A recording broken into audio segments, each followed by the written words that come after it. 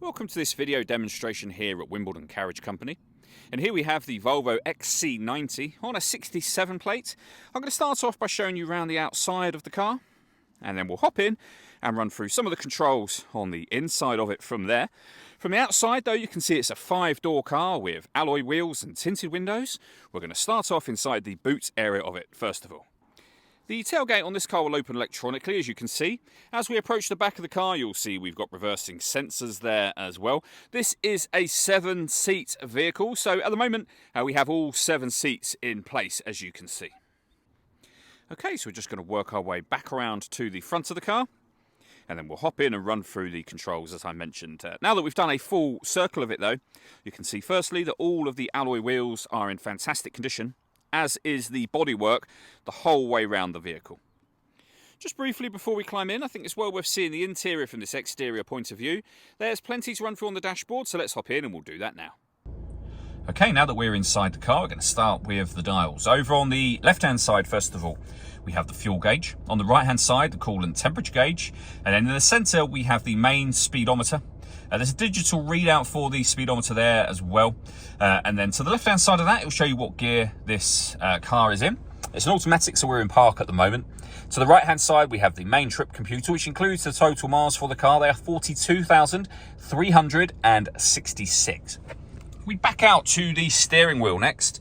We have our stereo controls, phone controls, and on the left-hand side here, cruise control for the car. Once you've set cruise control, you can use these buttons to set a distance between yourself and the car in front. This vehicle can then speed up and slow down automatically, depending on the car in front's speed. Over into the centre next, we have the main touchscreen for the car. Everything is very clearly labelled and very easy to use. So you can, for example, enter your satellite navigation menu. You can see there you've got colour, sat-nav screen, very easy system to use. We have our audio menu as well, where you can access your radio, of course, your AM, FM and DAB. You can also listen to your own music under that section as well.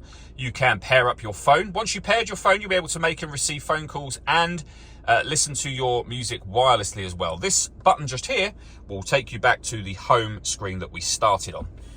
This car also has a full colour reversing camera, with guidelines that show you what direction the vehicle is headed in relation to the image that's shown on the screen. And at the bottom here, you can make adjustments to your climate control. So you can adjust the fan speed. You can go up, down.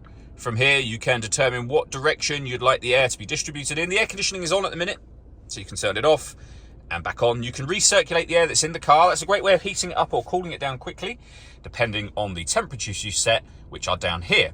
So again, you can adjust this slider up and down or just tap any point to adjust it. And that's the same for driver, which I've just done, and the passenger side. You can close these down and you can make adjustments to your heated seats as well. There are 3 different heat settings for driver and passenger available to you.